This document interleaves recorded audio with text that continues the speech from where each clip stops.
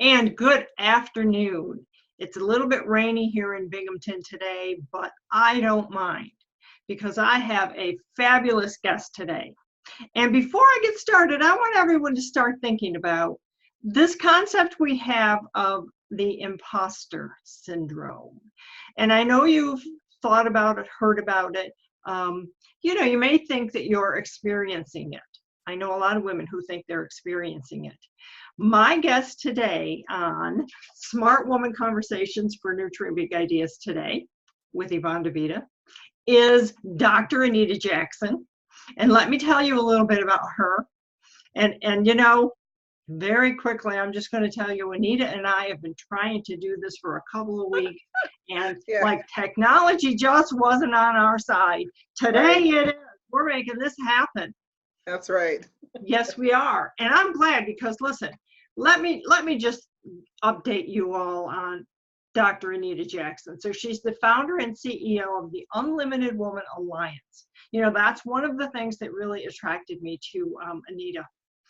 She is fast becoming a sought-after feminine transformational mentor, speaker, leader, and success coach within the feminine empowerment movement. So another big word, empowerment. She has an unquenchable passion to lead a movement of women to a higher level of being and doing that literally creates a tipping point of healing for others worldwide. That's a really profound thing, creating that tipping point. At the core, Dr. Anita mentors women entrepreneurs in knowing I am enough while helping them lead, live, and leverage their unlimited potential, power, and purpose in life, business, wealth, and so much more. Dr. Anita Jackson, welcome. I am so excited to be here. It's so funny when someone reads your bio, you kind of like, yeah, that's me. That's what I do. Yeah, I know. Wow. I know. Sometimes you're like, I was in a mastermind recently where we were all going through bios and whatnot. And the leader, who was a really good friend of mine, said, Yvonne, you're not talking about all the things you did here, here, and here. And I'm like, well, I don't think about them. She says, you should think about them and talk about them. Think about them. They matter.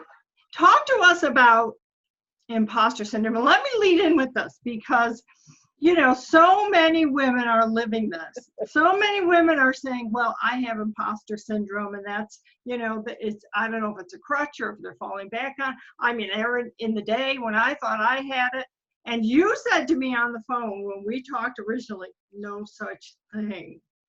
I don't believe it. I'll tell you why, and I think you kind of nailed it.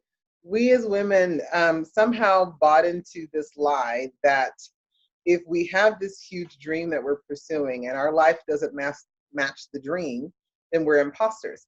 And the word imposter syndrome is basically a psychological pattern of disowning our worth or our capabilities. It's a psychological pattern of disowning our worth or capabilities. Where we as women, we have a lot of capabilities. We can do anything we put our mind to.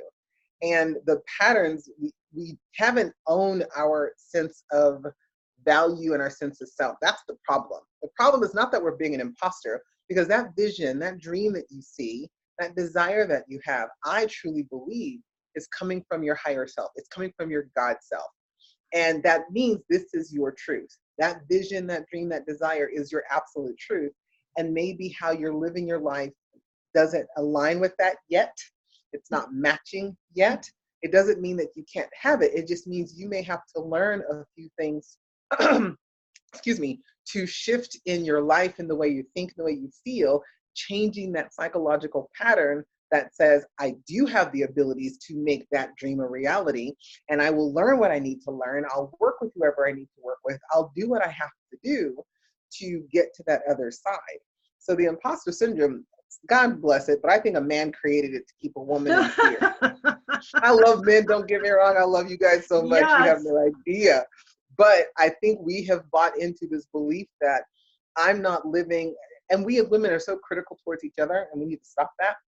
We're so judgmental of others that you say you're this, but you don't look like that, because we think that is more important than the journey that we go through. that we don't allow the grace of going through the journey. We don't allow the process of saying, here I am wanting to be this, high level success coach that's, $1 million role model and leader and expert, but I'm not there yet, but I'm still on the way. And that journey has so much value. And I think if more women gave themselves permission to go on the journey and for the journey to be ugly and beautiful and with its highs and with its lows, and if we allowed it to be just what it is, we probably wouldn't feel that imposter syndrome. So yeah, it is definitely a limiting kind of a belief. Oh yeah. So I never thought of it that way, and it didn't open my eyes until you and I talked about it. But you have a very unique story, so I want to hear a little bit about your story so people understand. Which one? You didn't. I know. You didn't just wake up one day and say, "Oh, I'm going to become Dr. Anita Jackson Nope. and talk to women." No. I honestly, it's so funny to me because I often think, how did I get here? All I wanted to be was literally my dream was very small. I wanted to be a cosmetologist. I wanted to be a pastor's wife. I wanted to be a mother. I am nowhere near any of those things. Why? And there you go. That's the journey. Talk about that journey. Yeah, the journey. See, I think a lot of people look at me on the outside and say, "Oh my gosh, she's a doctor. She's got it all together. She's got it all together. She's written several books. She's got her own TV show. She's had her own TV channel. She's had several magazines. She's spoken on main stages. She's got it all together." I'm like, no, you guys don't know that those of us who are accomplishing things, who are making things happen, there's a journey we've gone through. And my journey has gone through a lot of depression and anxiety, and it's gone through losses, tremendous amount of losses, losing my job, losing my house, losing the man I thought I was going to marry, losing the dream of being a mother, losing money, losing everything. I feel like I was a Jobette. Everything was, taken away and slowly is now being restored. But that journey of losing everything also helped me find how much I had lost me. Because I think we as women, we get so caught up in giving so much that we actually lose ourselves in the giving, that we actually don't know who we really are. We don't know our own worth. We don't know our own value. We don't know, and we don't accept our own accomplishments. We tend to unconsciously bow to someone else's definition of us, expectations of us, judgments of us. And what ended up happening is we do have these really big dreams and desires for ourselves. We devalue them because we think they're not probable, it's not possible, it's not practical, and just let that go and just show up the way everyone else, whether consciously or unconsciously, is telling us to show up. Does that make sense? Yeah, see, I agree so much. I think that we allow society to tell us you are this, you will be this, here's how you should act, here's what you should do. And we talked a little bit last time about this, about how women do spend a lot of time giving, and yet we don't understand how to receive. Yes. It's interesting because, as much as we say society has put this kind of definition of who we are, identity of who we are on us, we have to pull it back to, it came from our family, and this is not about judging our family. It's not about criticizing them. It's just saying it's the experience we had. But somewhere along the line, we never took the time to redefine it for ourselves. And so in not defining who we truly are and not giving ourselves permission to be our authentic self unapologetically, we end up giving so much of our time, energy, and our gifts and our talents that I will tell you, my journey, especially this year, has been teaching me what does it really mean to receive, to kind of go with your question. And I think I didn't understand the power of receiving because I didn't understand the power of myself. Okay, I don't know if I can really explain that really well, but let me see if I can. If you haven't learned to value yourself, you're probably not going to be open to receiving much of anything because you don't think you deserve it. And what I realized is that my sense of deservingness was and only is accomplished by me doing everything everyone else has told me to do. If I do what mom has told me to do, church has told me to do, dad has told me to do, family's told me, clients, entrepreneurship, coaching, if I do what everyone else has told me to do, then they're going to give me the accolades. They're going to tell me atta girl. They're going to pat me on the back and give me some acknowledgement. And from there, I have this belief or assumption, or maybe all of us do, that that will make us feel good. But what I've learned and what I'm continuing to learn and what I see in all of my clients is that until you give yourself your own worth and your own value, until you own it at a visceral level, at a cellular level, at a DNA level, if you really want to get down to it, until we really make that decision. That word decision means to reach a definite conclusion. When you decide to give yourself worth and you believe in you, then you open yourself up to actually receiving what God, Source, and Spirit has for you much more easily and much more quickly. Does that make sense? I think it does, but I think in my experience, women have trouble with the ability to do that, to touch deep down inside. And so, you know, well, if you don't learn how to do it, you'll be made to do it. I was made to do it. I had to lose everything to slow down, to really go within. I had to lose the job, lose the money, lose the accolades, lose the friendships, lose everything, lose all my worldly possessions to come down to a place and realize that this is a powerful conversation that we need to have about really understanding that our worth and our value is not based on what we do. It's based on who we are.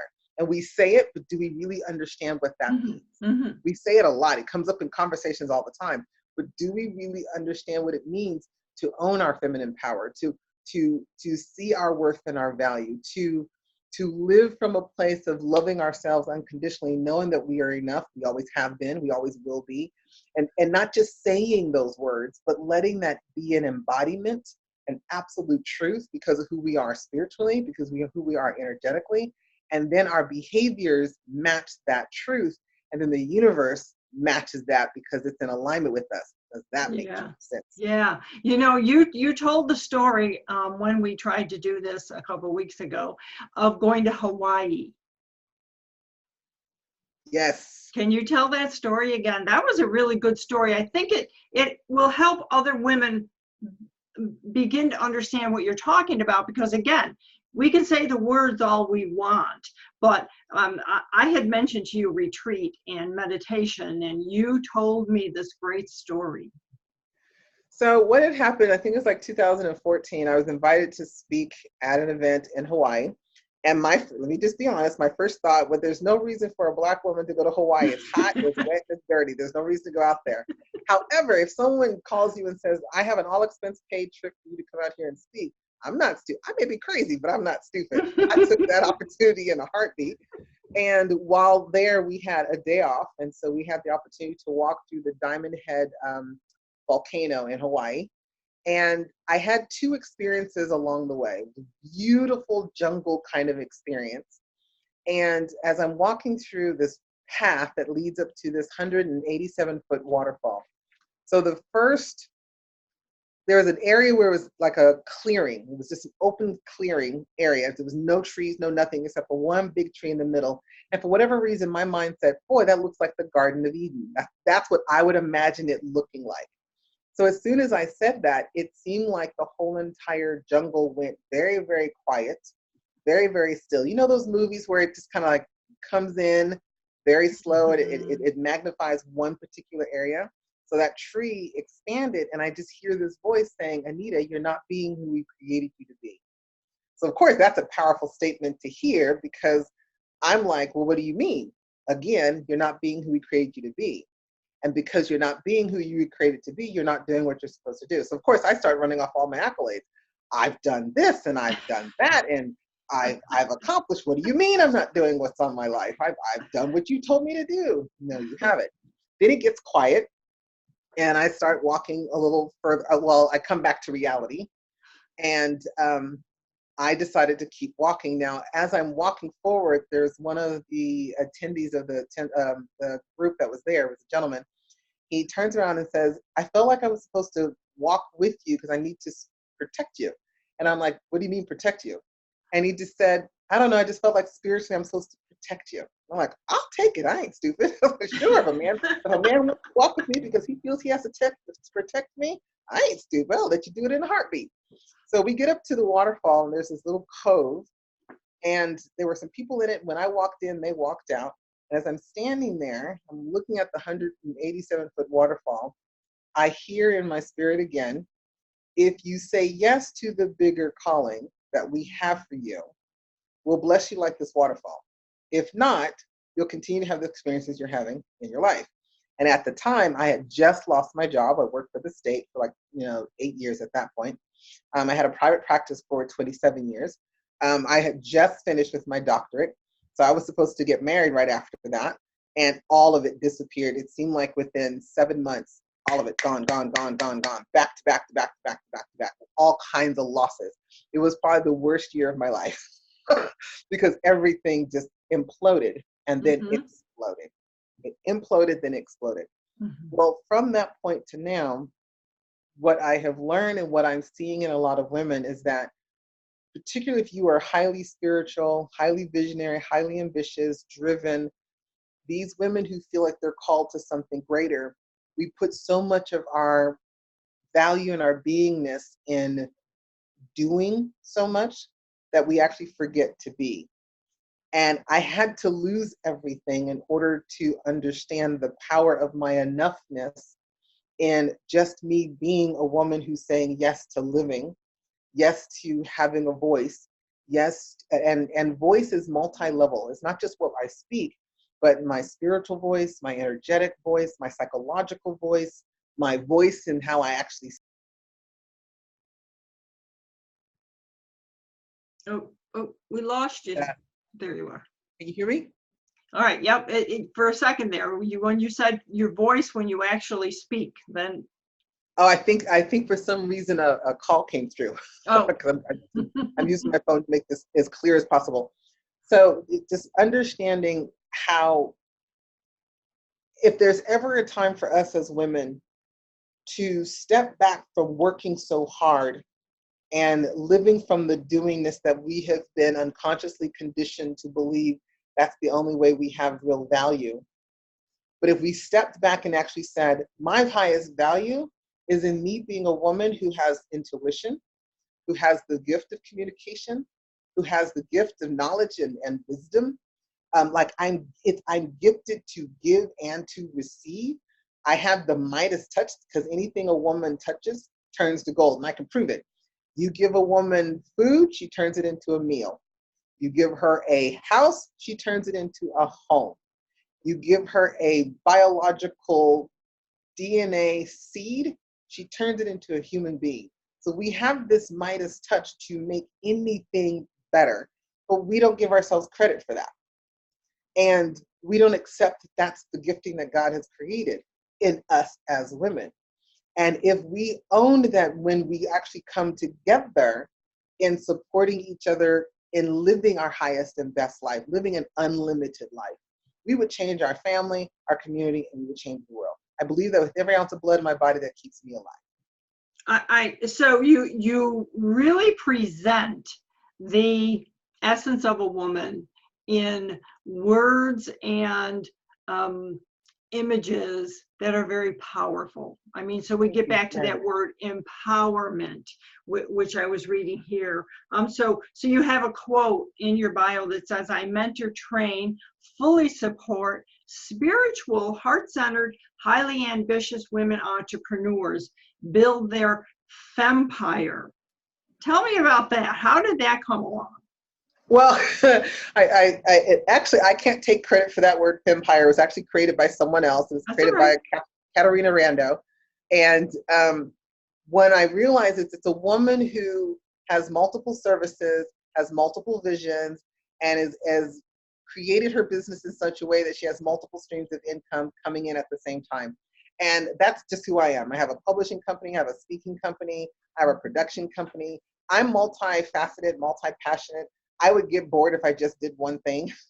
It would just, my personality doesn't do well that way. So that's when I realized, for those of us who feel like we have a message to share with the world, meaning they actually see themselves on a stage talking to thousands of women, I have seen that my whole entire life. My very first journey, my mom took me to a women's conference out here in California. And it was the very first time that I had seen an African-American woman on a main stage speaking. And that little woman, her name was Thelma Wells, I'll never forget her because she was about 5'2", had these really big, thick Mr. Magoo kind of glasses on. She was wearing a black and white tweed suit. And she was speaking very powerfully. And then all of a sudden she asked the lights to go out and she continued to speak. And as she's speaking, you start to hear whimpering in the room. You start to hear women crying. They were being moved by what she was saying so much that she was in tears. And my mom was sitting on the right-hand side of me. I'm about 17 years old. I had never seen my mom cry in my life at that point. And it felt like this huge wave was going through the room. And by the time it got to me, it blew through me like wind, hit my mom. She starts to cry. And I remember looking at the stage and going, I want to do that. I want to speak to such a degree that even in the dark, my energy, my spirit, my voice, my beingness can cause that kind of an effect that changes someone's life for the highest good. So then from there, you can't say that to God or to the universe and not go through a journey and not go through some challenges, because my calling is to speak to every woman out there that no matter how horrific your losses have been, no matter what kind of traumas you've experienced in life, I know what it's like to be depressed. I know what it's like to try to commit suicide. I know what it's like to be an alcoholic. I know what it's like to be abandoned. I know what it's like to be sexually abused. I know what it's like to be in fear. I know what it's like to deal with anxiety. I know all of it. I have lived it. I have lived it. And I'm also living proof that that doesn't have to define me. It doesn't have to be the end of my story. I can change it. I will change it. And I think that's where I'm at now, is getting more women to make a decision. That word decision means to reach a definite conclusion, that my story doesn't end here. I don't care what. Yes. You know, we talked about that, so I want you to do a little bit, because we had been talking about the idea of choice, and so there's always a choice. Yes. I am a big believer in everything you do is a choice, and you make the choice to do this thing or that thing, and how it turns out is because you chose to go whichever way that was. That's right. Now you accept that responsibility, whether it was good or bad, because you made that choice. But you also told me and taught me that there's another step, and it's called making a decision. Yeah, the word decision means to reach a definite conclusion. If you've read the book Think and Grow Rich, to make that's an actual chapter in there. You know, I think it's chapter 9. It may be chapter 10. When it's talking about if you really want to experience great wealth and abundance in any area of your life, there comes a point where you have to, I lovingly say, grow up, mature, and make a decision. You're either going to follow that, you're going to reach a definite conclusion that that vision, that dream, that destiny, that beingness is going to be your truth or not. And I think more women set a lot of intentions, but we get distracted from intentions all the time. But if you make a decision, it's a visceral decision. Even the word, doesn't it feel like it has more power to it than just setting an intention? So that's what I want women to make. I want you to make a decision that you are enough, that you are unlimited, that you could be wealthy, healthy, and rich. Yeah, and so I love it. And I love the fact that it isn't just saying you're going to do something. You have to actually do it. And that's where the decision You have comes. to walk it out. Yes. I mean, so your intention, you get up with the intention. You know, I'm struggling with this right now, and I get up and my intention is I'm not going to eat those cookies. And then and then I eat 2 of them, and then I'm going, well, I'm eating 2, I might as well eat 2 more. But in the end, we're talking bigger, more powerful, because when I hear you speak, and one of the things, by the way, Anita, one of the things that comes through loud and clear, and which I think women everywhere will be drawn to, is the spiritual part of how you believe and how you think. And you don't have to be preachy, and you don't have to say God this or God that, because that is one form of spirituality. We know it and we accept it. It may be, for me, I pray to the universe, but the reality is believing in something bigger than yourself, number one, and then being able to see your worth as not just unlimitless, but to receive, because there is in the spiritual world, they, whoever they are, whatever you pray to, want you to be this, want you to have this. You know, I appreciate you saying that. I'm really grateful that people can see God, source, spirit inside me. I like the word God, that aligns with my truth.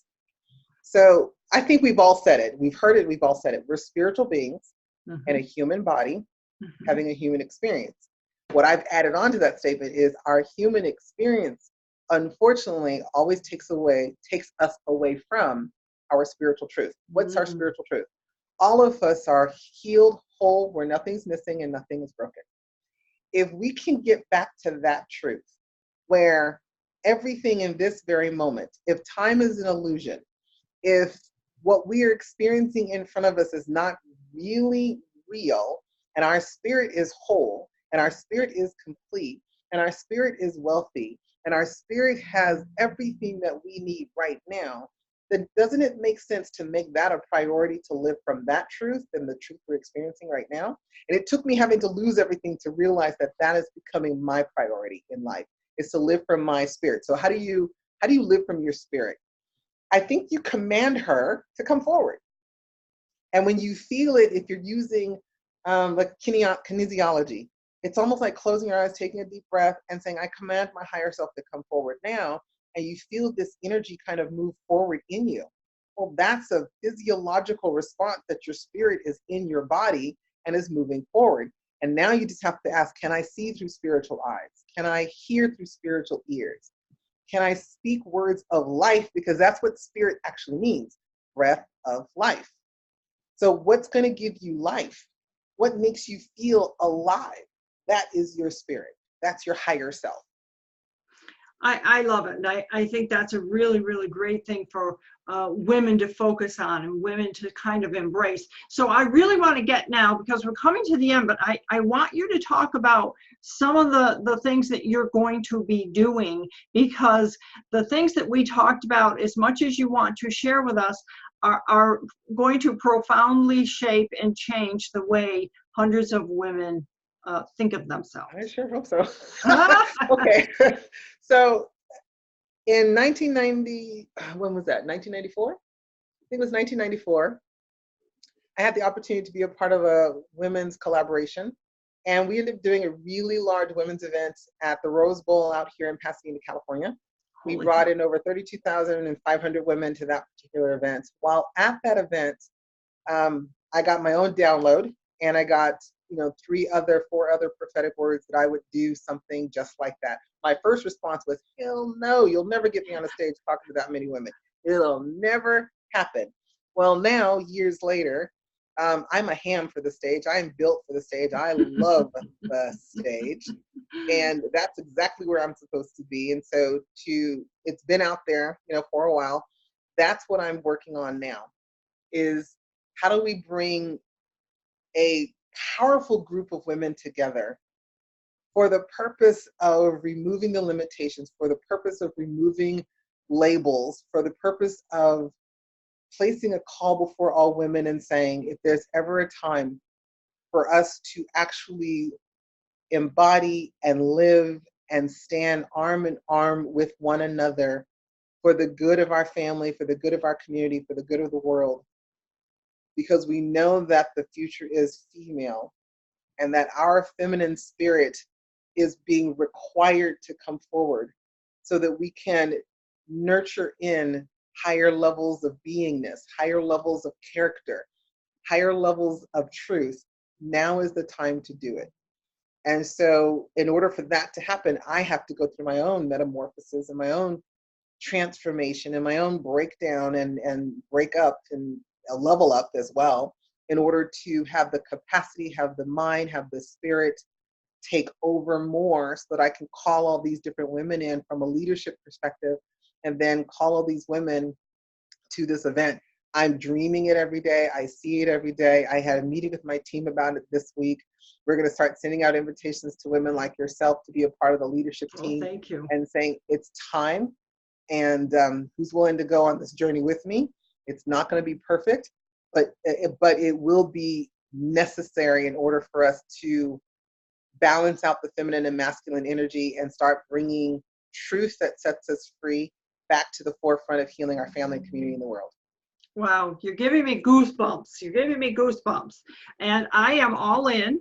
And I am just we're at the end of our time, Anita, and I really want to do this again when we can also talk about these things that I mean, you say things like I am enough. I want women to understand what that means. So what I'm going to do is I'm going to share everyone. I'm going to share Anita with you as much as I can, as much as I have to share. And then there will be ongoing conversations. There will be more information because you want to be there when this happens. When Anita puts this together, I'm going to be there. So, you want to be there and we want you to be there. So, Anita? If you all want to energetically align with us, because this is not going to be something that's not only from a team perspective, but spiritually, mentally, emotionally, psychologically, we all have to come together. And we identified the dates. We're now working with the Rose Bowl to see if that date is available to us. We're looking at May 14th and 15th of 2021. That's our time frame. You guys are hearing it here first outside of our team, as that's the dates. And that's what we're praying for. And we look for women who are saying, yes, I want to be a part of the solution. I want to be a part of the sisterhood and the community where we are changing lives. And we're doing it differently than any other community. It's not just an event. This is not just an event. This is a world global movement. I guess I want to say more than a movement, because I want it to be a new standard of how we live our life. I want this to be our new norm. I want us to change the world to such a degree that it's just not a movement that comes and goes. This is standard. This is life from this point forward. We are going to show up in our voice, in our spirit, in our energy, in our money. We're going to heal our family, and we're going to be happy. We're going to be healthy. We're going to be wealthy. We're going to leave a legacy. We're going to make an impact. Done. I'm just like goosebumps. Anita, this has been absolutely fabulous. And again, we will stay in touch. I can't wait. And I will make sure when I do the blog posts that I talk further about everything that we've discussed here today. And I appreciate your being with me on Smart Women Conversations. I'm so honored to be here with you. I love talking to you, and you ask amazing questions, and we've got a lot to do together, girls, so I'm excited. Yes, we do. Yes, we do. All right. Bye-bye for today. Bye, everyone.